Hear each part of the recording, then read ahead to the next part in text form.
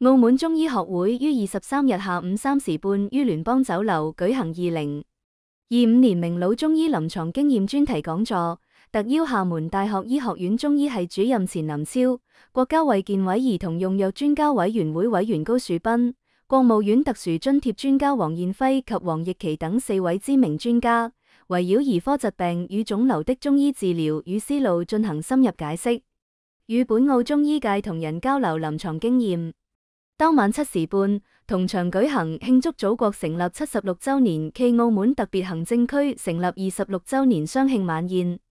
會長林慶雲表示，學會將積極響應國家推動中醫藥發展的戰略部署，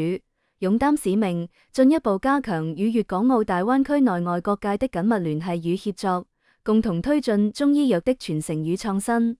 理事長林浩昭表示，通過學術交流與戰略合作雙軌並行，不僅提升了本澳中醫專業水平，更搭建了跨區域合作平台，為澳門中醫藥事業融入大灣區建設注入新動力。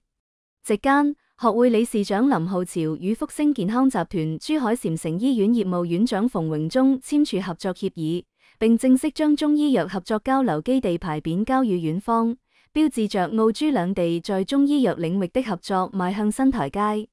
同時，學會還與澳門大灣區沉香研究發展協會、中山市香山沉香產業園管理有限公司簽署合作意向書。